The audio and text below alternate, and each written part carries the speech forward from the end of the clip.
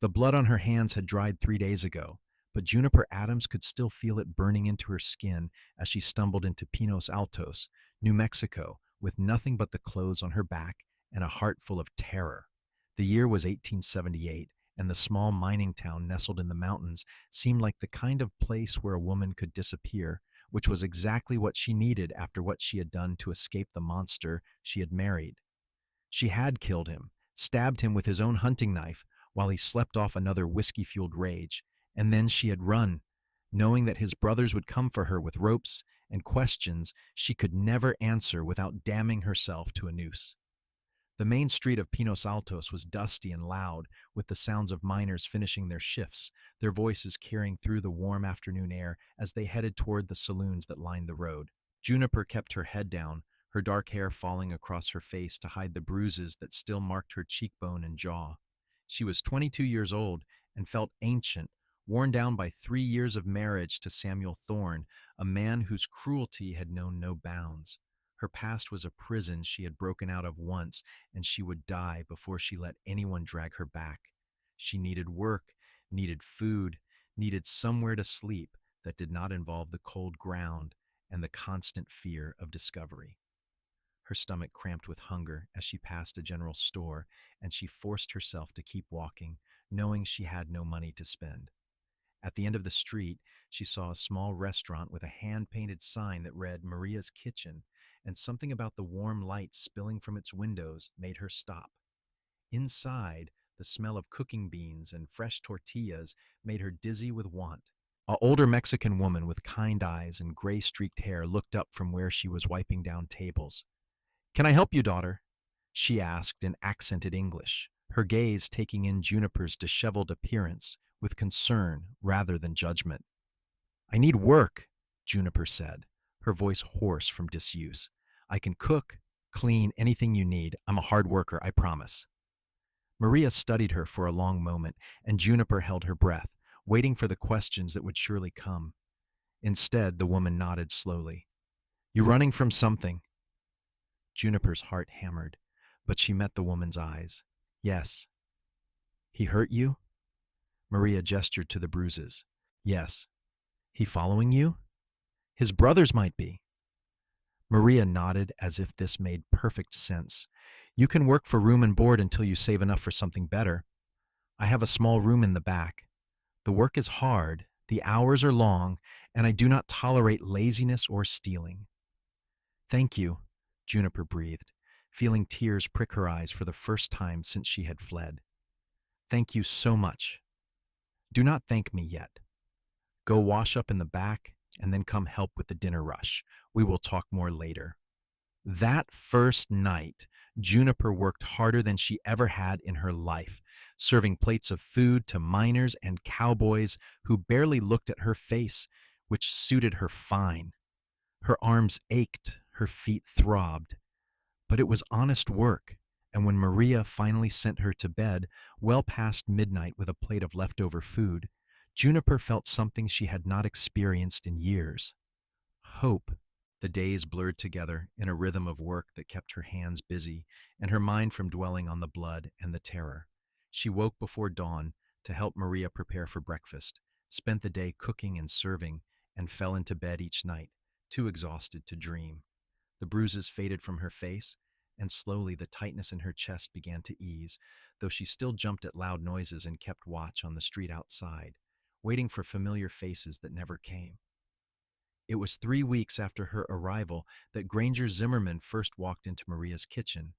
Juniper was carrying a tray of dirty dishes to the back when she heard Maria greet him warmly in Spanish, and something in the woman's tone made her glance over her shoulder. The man standing at the counter was tall and lean, with sun-bronzed skin and dark hair that touched his collar. He wore dusty work clothes and a gun belt that sat easy on his hips, and when he smiled at something Maria said, the expression transformed his weathered face. "Juniper, come meet Granger," Maria called. "He owns the ranch north of town. Granger, this is my new helper, Juniper Adams."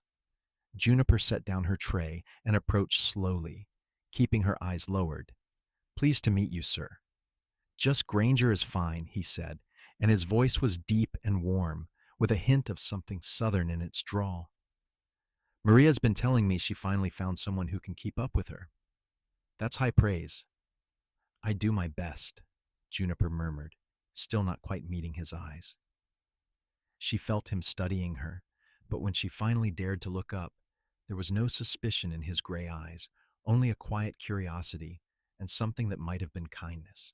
He was young, probably not much older than her own 22 years, and there was an openness to his expression that made her chest tighten with unexpected emotion.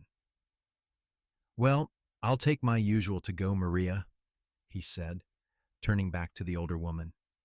Got to get back to the ranch before dark. As Maria packed up his order, Granger glanced at Juniper again. You settling in all right here in Pinos Altos? Yes, sir. Yes, Granger. Everyone's been kind. Good, that's good. He accepted the package from Maria and tipped his hat to them both. Ladies, I'll see you next week. After he left, Maria gave Juniper a knowing look. That one is a good man. Came here 5 years ago with nothing and built that ranch from dirt and determination. Never married, though plenty of women have tried. He is waiting for the right one, I think. Juniper said nothing, focusing on her work, but she found herself thinking about Granger Zimmerman's kind eyes more than she wanted to admit. He came back the following week, and the week after that, always polite, always with a smile for Maria and a gentle word for Juniper. On his 4th visit, he arrived during the dinner rush when Juniper was juggling 3 tables and a pot that was threatening to boil over. She was carrying a heavy tray when she felt her foot catch on an uneven board, and suddenly she was falling, the tray tilting dangerously. Strong hands caught her elbows, steadying her, and she looked up to find Granger's face close to hers, his gray eyes filled with concern. Careful there, he said softly. Thank you, she managed, her heart racing from more than just the near fall. His hands were still on her arms, warm through the fabric of her dress, and she could smell leather and sage and honest sweat. He released her slowly, as if making sure she had her balance, and then he caught the tray before it could slip. Let me help you with that. You don't have to. I know I don't have to. Want to. He carried the tray to the table she had been heading toward, ignoring the surprised looks from the other customers, and when he returned, he gave her a smile that made something flutter in her chest. You work too hard, Miss Adams. Just earning my keep, she replied, trying to ignore the warmth spreading through her. Maybe you could take a break sometime. Let me show you the country around here. It's beautiful up in the mountains. The invitation hung in the air between them, and Juniper felt panic and longing war in her chest. Part of her wanted nothing more than to say yes, to spend time with this man who looked at her like she was something precious. But the larger part, the part that remembered Samuel's fists and his brother's threats, knew she could not afford to let anyone get close.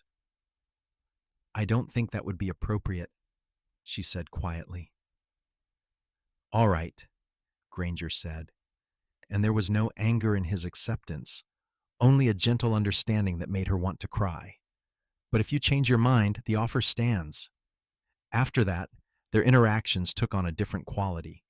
Granger still came every week, still smiled and made polite conversation, but there was a new awareness between them, a tension that made Juniper's skin feel too tight whenever he was near. She caught him watching her sometimes, his expression thoughtful, and she had to force herself not to stare back, not to memorize the way his hands moved or the sound of his laugh. Maria noticed, of course. You should say yes when he asks you again, she told Juniper one evening as they cleaned up after the dinner crowd.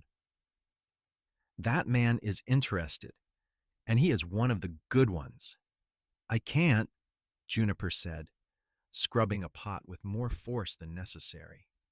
I can't get involved with anyone. Because of what you were running from? Juniper's hands stilled. She had not told Maria the full story, only that she had left a bad situation. It's complicated. It always is, daughter. But you cannot let your past steal your future. You are young. You deserve to be happy. I killed my husband, Juniper said, the words tumbling out before she could stop them. I stabbed him while he slept because it was the only way to stop him from beating me to death. His brothers are looking for me. If they find me, they'll hang me without a trial.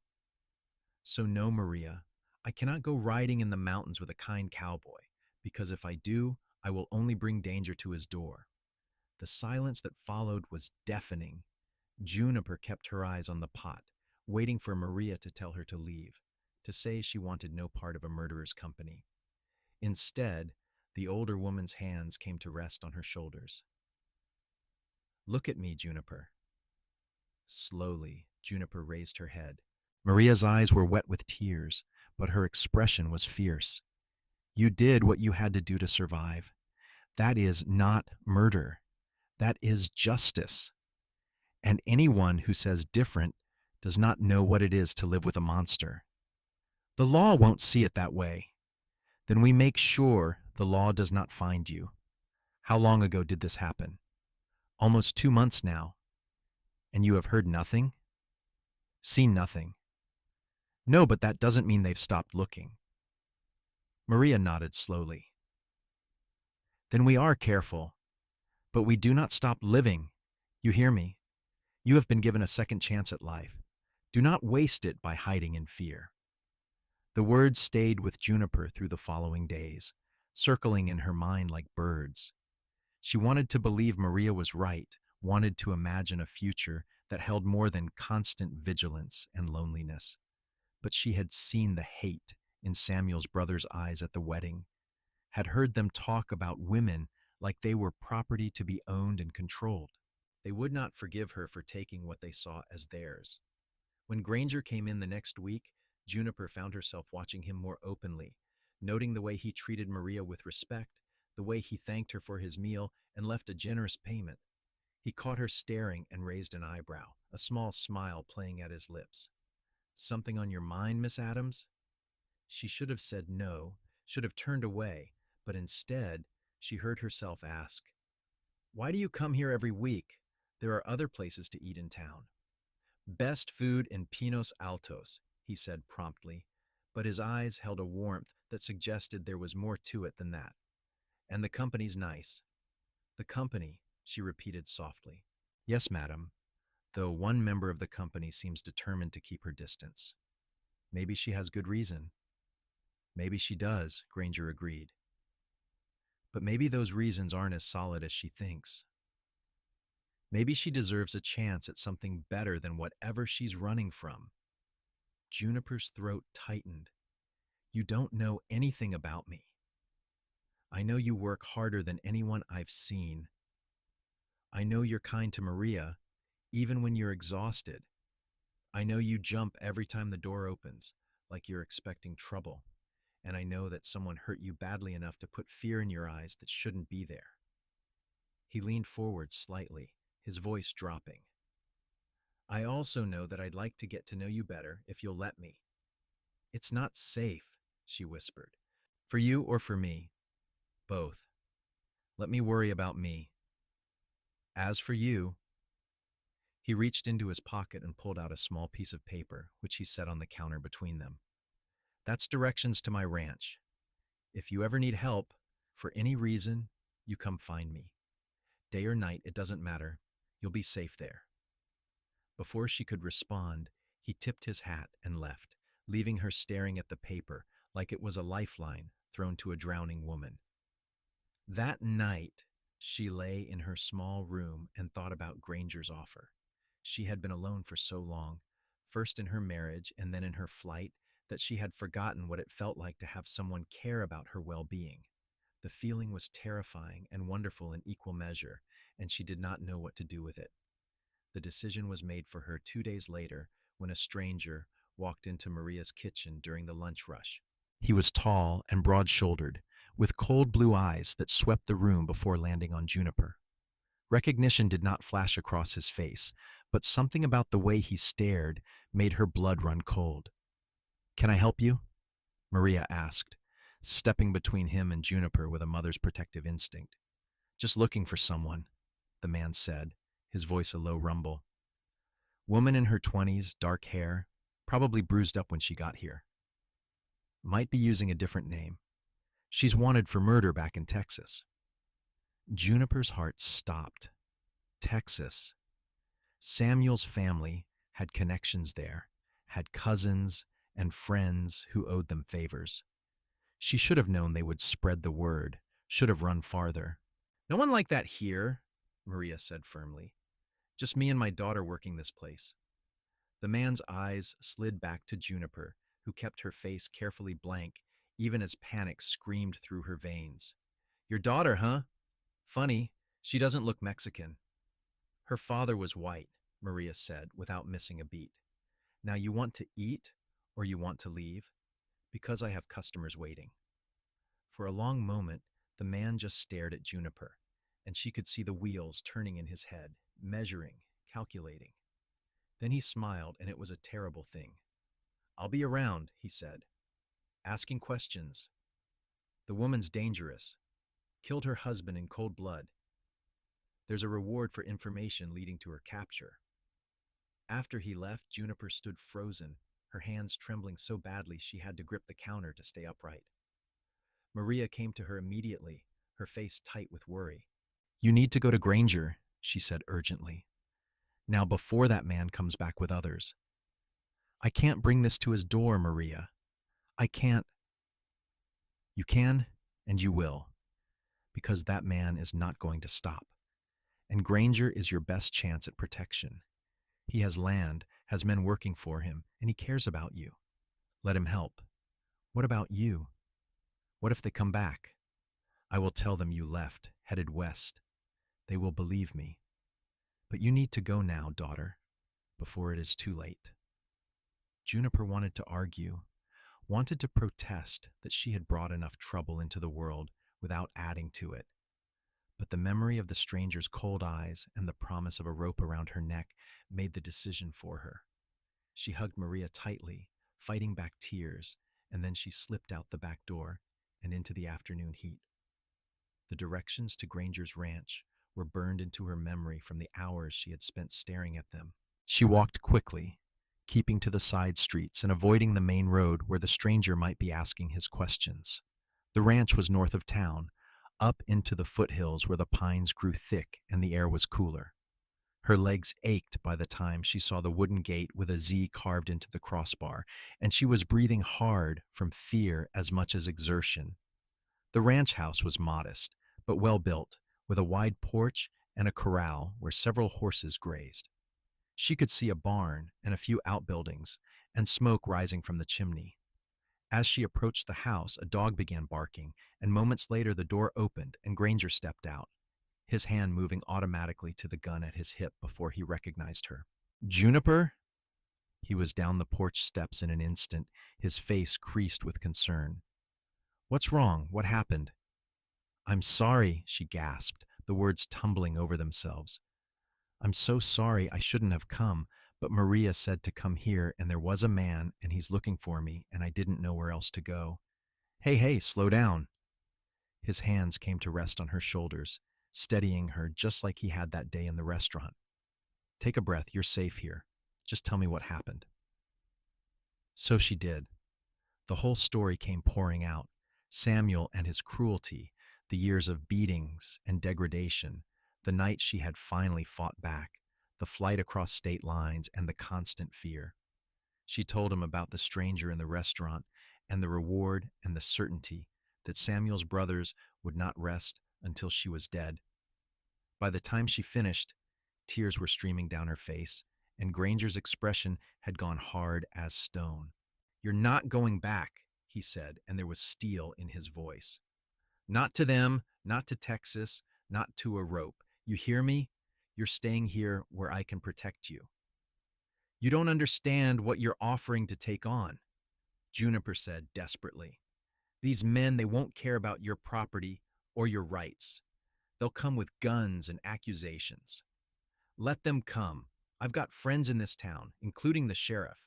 We'll make sure the truth gets told. The truth won't matter. I'm a woman who killed her husband. That's all they'll need to hear. Granger's jaw tightened, and then he did something that shocked her. He pulled her into his arms, holding her close against his chest. She could hear his heart beating steady and strong, could feel the warmth of him seeping into her cold, frightened body. Listen to me, he said quietly. I've been around enough to know the difference between murder and self-defense. What you did was survive, and I'm not going to let anyone punish you for that. You can stay here as long as you need. I'll tell my men you're my cousin from back east. Come to help with the house. No one will question it. Why are you doing this? She whispered against his shirt. You barely know me. She felt him take a deep breath. Because from the first moment I saw you, I knew there was something special about you. And because I know what it's like to run from a past that won't let go. And because he pulled back enough to look down at her, his gray eyes intense. Because I think I'm falling for you, Juniper Adams, and I'll be damned if I'm going to let anyone hurt you again. The confession hung in the air between them, raw and honest, and Juniper felt something crack open in her chest. She had spent so long believing she did not deserve kindness, did not deserve safety or love or anything good. But here was this man, this stranger who barely knew her, offering her everything. I killed him, she said, needing him to understand the full weight of what she had done. I held the knife and I pushed it into his chest and I watched him die. It wasn't an accident. It wasn't a mistake. I meant to do it. Good, Granger said fiercely. I'm glad you did. I'm glad you're alive and he's not. And I don't care if that makes me a bad man in the eyes of God or the law. You survived, and that's all that matters to me. Something inside Juniper broke then. Some wall she had been holding up for so long that she had forgotten it was there. She sobbed against his chest, great wrenching cries that tore through her, and he held her through all of it, his hands gentle on her back, his voice murmuring soft reassurances. When the storm finally passed, she felt lighter, as if the tears had washed away some of the fear and shame. She pulled back, embarrassed by her display, but Granger just handed her a handkerchief and gave her a soft smile. Come on, he said. Let me show you the house. You can take the spare room for now. It's not fancy, but it's clean and private. The interior of the ranch house was surprisingly cozy, with handmade furniture and woven rugs on the wooden floors. He showed her to a small bedroom at the back of the house with a window that looked out over the mountains and a bed covered in a colorful quilt. My mother made that, he said, nodding to the quilt. Before she passed, it's one of the few things I have left of her. I can't take your mother's quilt, Juniper protested. She would want it used, would want it keeping someone warm who needed it. He looked at her seriously. I'm going to ride into town, talk to the sheriff. His name is Jim Bartlett, and he's a fair man. I want to make sure he knows the real story before those men start spreading their lies. What if he arrests me? He won't! Jim's wife left an abusive husband before they met. He understands these situations better than most. Trust me. Trust. Such a small word, but it felt massive in Juniper's mouth. Still, she found herself nodding, because what choice did she have? She had run as far as she could run, and now she had to stand and face whatever came. Stay inside while I'm gone, Granger instructed. My foreman, Tom, is around if you need anything, but otherwise keep out of sight. I'll be back before dark. After he left, Juniper sat on the edge of the bed and tried to process everything that had happened. Just that morning, she had been serving breakfast at Maria's, relatively safe in her anonymity. Now she was hiding in a stranger's house, dependent on his protection and goodwill. The situation was terrifying and surreal, and yet something about Granger's steady presence made her feel safer than she had in years. She explored the house cautiously, noting the worn but comfortable furniture, the books stacked on shelves, the dishes drying by the sink. It was clear a man lived here alone, but it was also clear he took pride in his home, keeping it clean and well-maintained. In the main room, she found a photograph on the mantel, a younger Granger standing between an older couple, all three of them smiling. His parents, she assumed, before whatever had happened to bring him to New Mexico.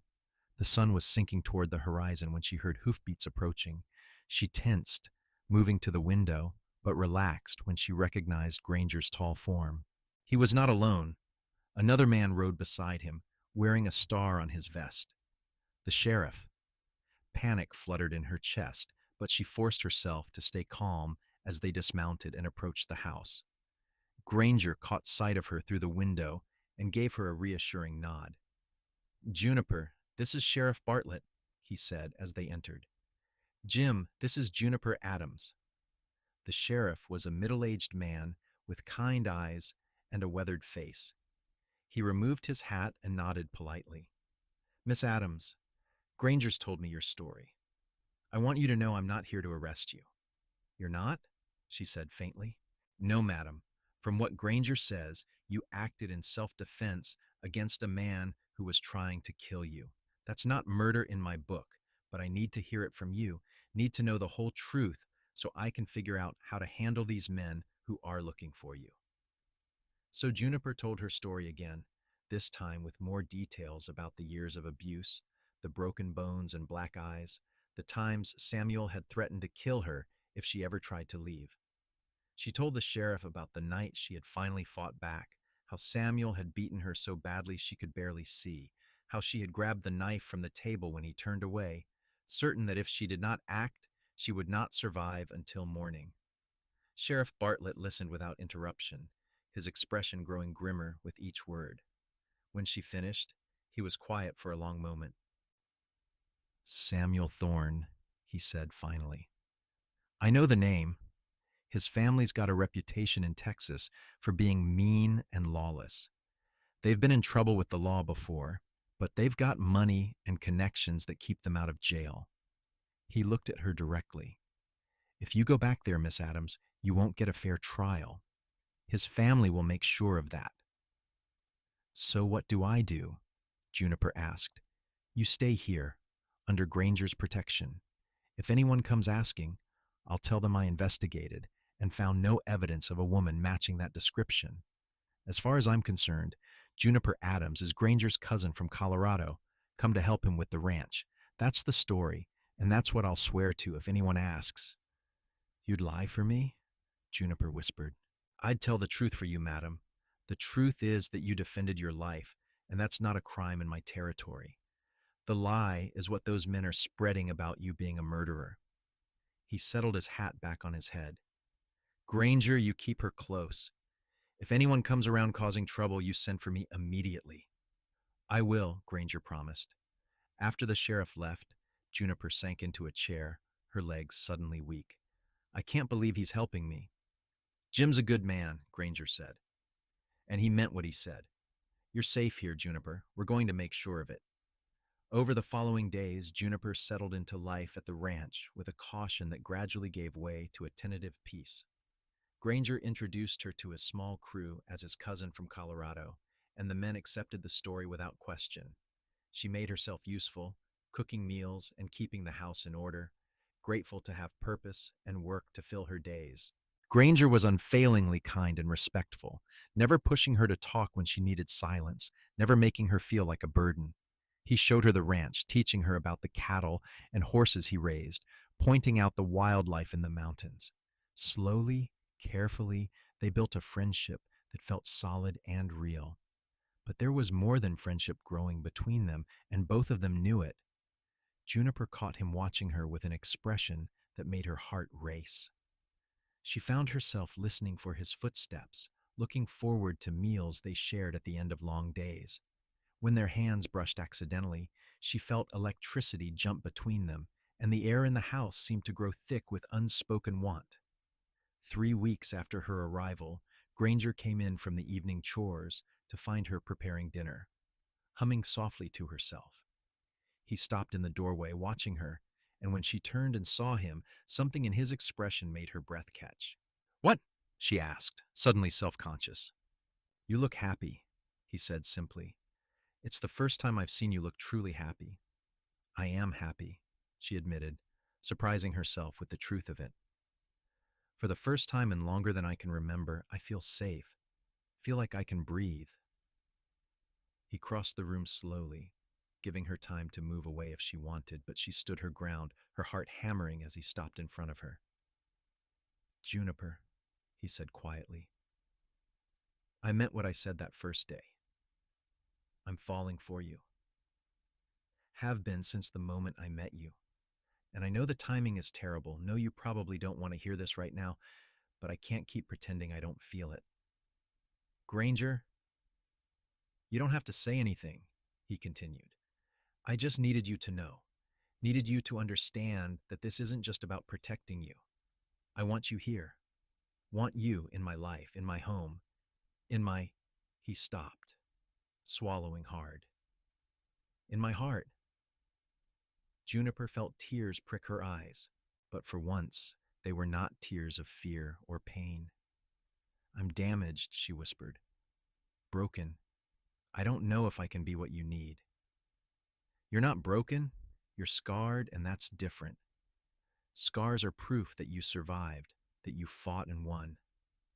And as for what I need, he reached up slowly, giving her time to pull away, and cupped her face gently in his calloused hand. I need you to be exactly who you are. Nothing more, nothing less. I'm afraid, she confessed. Afraid of what I feel for you. Afraid of getting close to someone again. I know, and I'm not asking you to stop being afraid. I'm just asking you to take a chance. Let me show you what love is supposed to look like. Let me prove that not all men are like him. The gentleness in his touch, the sincerity in his eyes, broke through the last of her defenses. She turned her face into his palm, pressing a kiss to the center of his hand, and heard his breath catch. I want to try, she said softly. I want to believe that I can have this, have you. I just need you to be patient with me.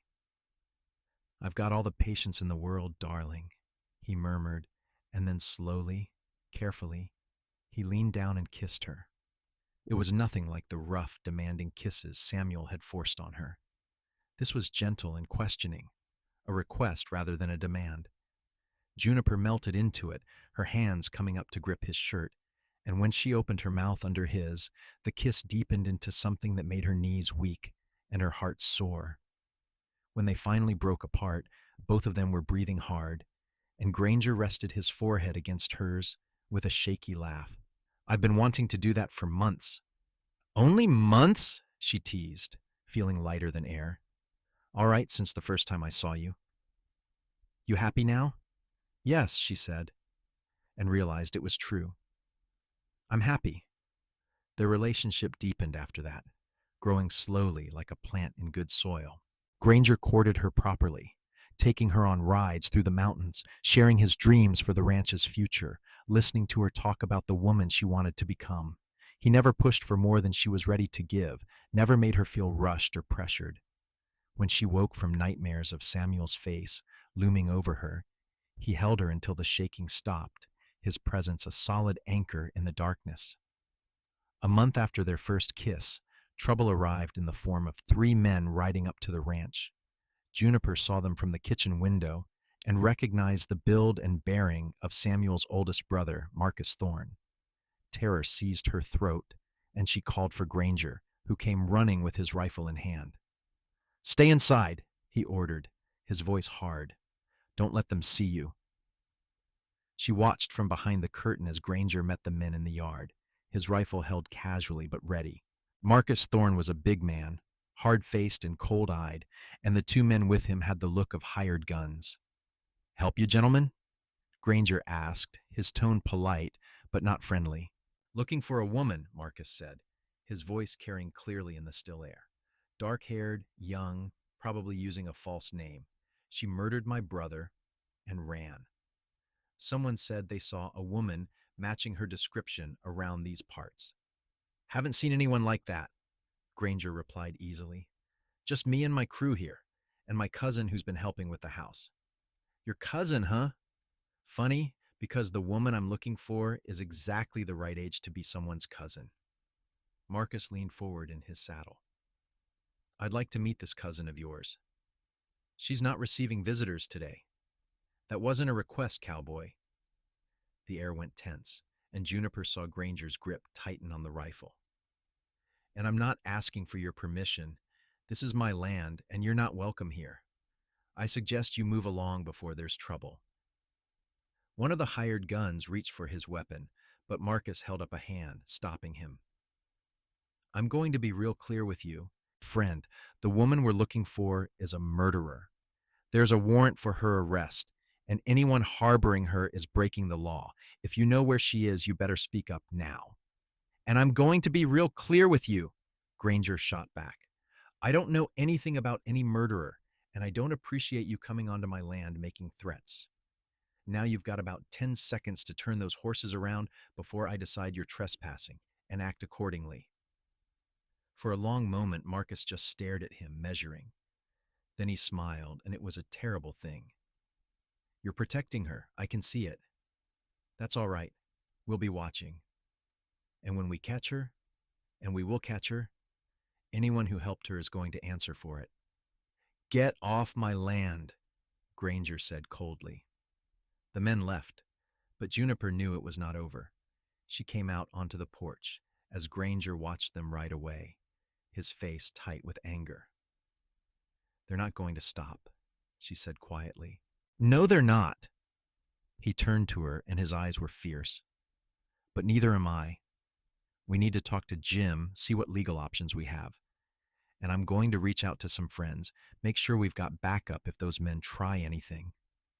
Sheriff Bartlett arrived within the hour of being sent for, and after hearing about the confrontation, his expression was grim. Marcus Thorne is trouble, always has been. But he's right about one thing. If there's a warrant out of Texas, it complicates matters. Can they extradite her? Granger asked.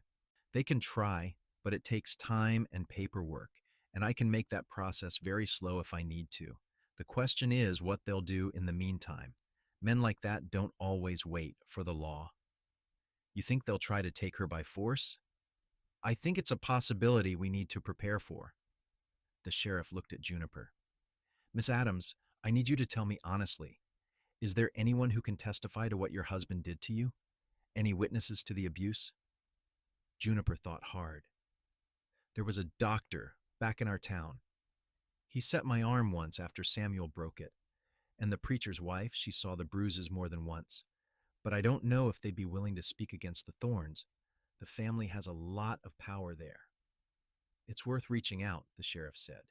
If we can build a case for self-defense, we might be able to get the warrant dismissed. I'll send some telegrams, see what I can find out. Over the next week, the tension at the ranch ratcheted higher. Granger posted guards at night and made sure Juniper never went anywhere alone. She hated feeling like a prisoner again, even if it was for her own protection, and the strain showed in her sleepless nights and nervous days. It was Granger who finally pulled her aside one evening, after another day of watching the horizon for riders who never came. Talk to me, he said gently. Tell me what you're thinking. I'm thinking I should leave, she admitted. Run again. Go somewhere they can't find me. I can't keep putting you in danger like this. You're not putting me in danger. They are. And you're not running again, Juniper. Your past was a prison you broke out of once, and I'll be damned if I let you get pulled back into it. We're going to fight this, together. What if we lose? We won't, he said fiercely. I won't let that happen. His conviction should have reassured her, but she had lived too long under Samuel's control to believe that wanting something was enough to make it true. She kissed Granger that night with a desperation that worried him, clinging to him like he was the only solid thing in a world gone mad. Hey, he murmured against her mouth. I'm not going anywhere. You hear me? I'm right here and I'm staying. Promise me, she whispered. Promise me that if something happens, if they take me, you won't do anything foolish trying to get me back. I can't promise that because I'd be lying. There's nothing I wouldn't do to keep you safe. His words should have frightened her, should have reminded her of Samuel's possessive rages. But there was a difference between Granger's fierce protection and Samuel's controlling violence, and she was learning to recognize it. Granger wanted to keep her safe because he loved her. Samuel had wanted to own her because he saw her as property. The answer from Sheriff Bartlett's telegrams came 3 days later, and it was better than they had dared hope. The doctor was willing to testify, and so was the preacher's wife, More than that, the sheriff had discovered that Samuel Thorne had been under investigation for cattle rustling and assault before his death, and several other women had come forward with stories of his violence. "This is enough to make a case for self-defense," Sheriff Bartlett said, spreading the telegrams across Granger's kitchen table.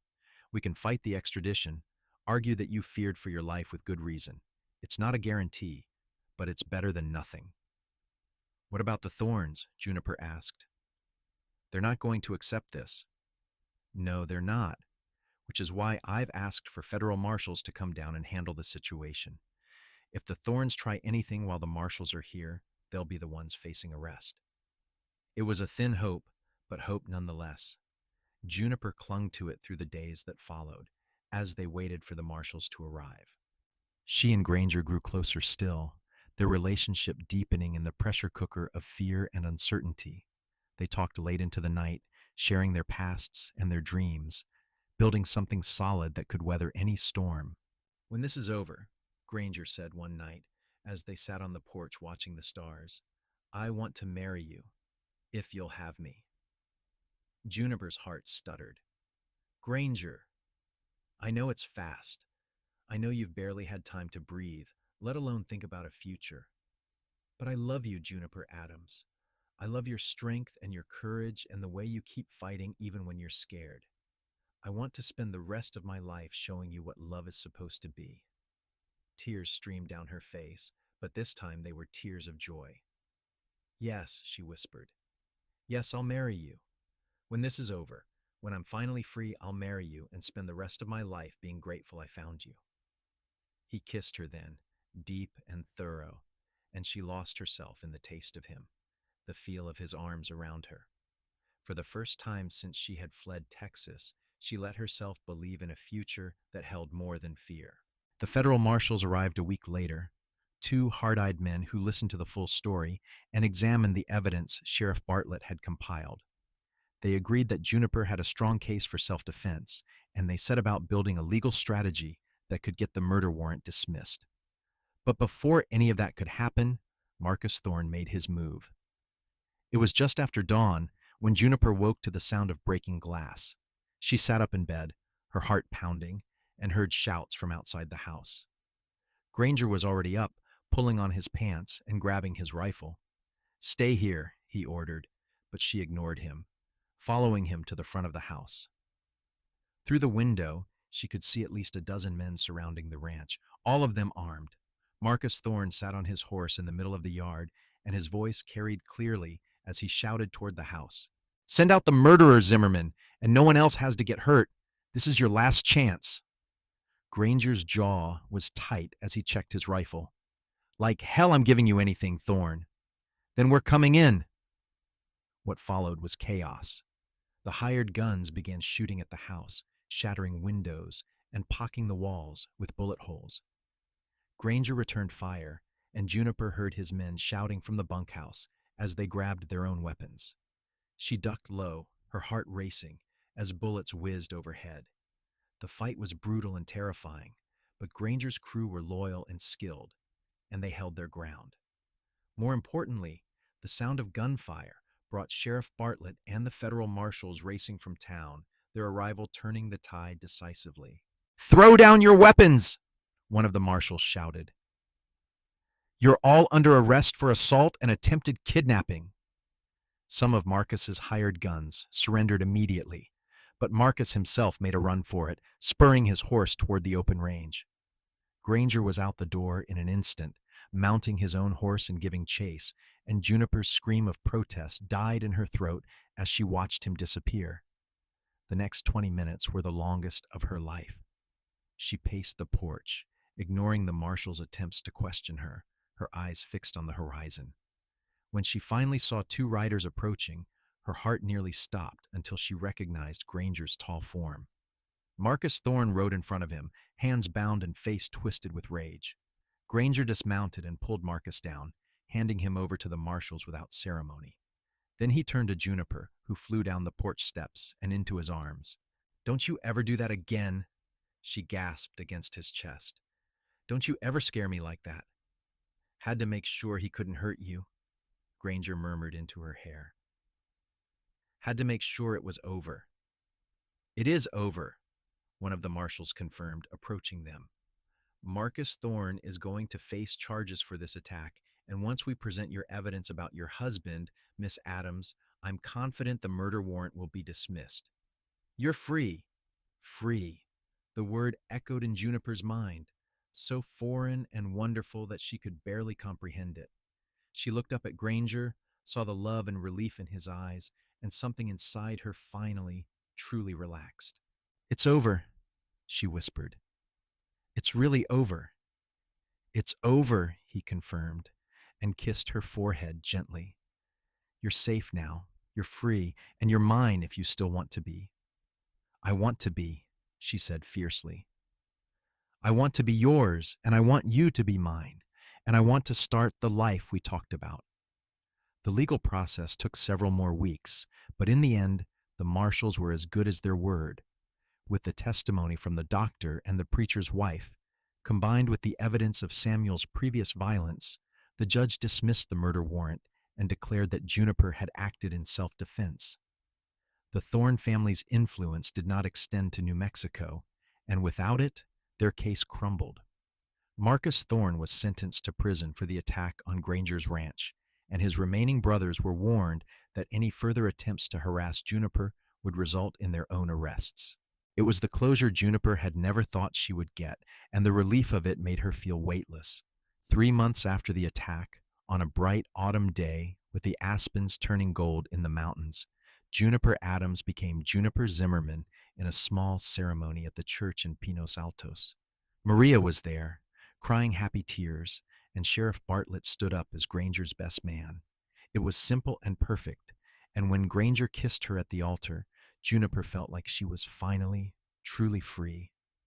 Their wedding night was tender and careful, Granger taking his time to show her what lovemaking could be when it was not about control or pain.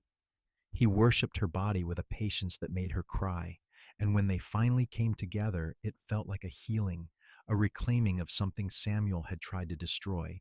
I love you, she whispered afterward, lying safe in his arms. I love you so much I can barely breathe with it. I love you too, darling, he murmured against her hair. Thank you for taking a chance on me. Thank you for trusting me. Thank you for saving me, she replied. Thank you for making sure I never went back. Life at the ranch settled into a peaceful rhythm. Juniper threw herself into building a home with Granger, learning the ins and outs of ranch management, making friends with the other women in town. She started a small garden and learned to ride the horses, finding joy in small accomplishments and the steady love of her husband. A year after their marriage, she gave birth to their first child, a healthy boy they named Gabriel after Granger's father. Holding her son in her arms, Juniper felt a fierce, protective love that eclipsed anything she had ever experienced. She vowed that her children would never know the kind of fear she had lived with, would grow up safe and loved and free. 2 years later, a daughter followed, a little girl with dark hair and her father's gray eyes, whom they named Clara. Granger was a devoted father, patient and playful, and watching him with their children made Juniper fall in love with him all over again. Maria became a fixture at their ranch, spending her later years surrounded by the family she had helped to save. She taught Juniper to cook the traditional dishes of her homeland and told stories to the children about the old days in Mexico. When she passed peacefully in her sleep at the age of 75, Juniper mourned the loss of the woman who had given her a chance when she had nothing.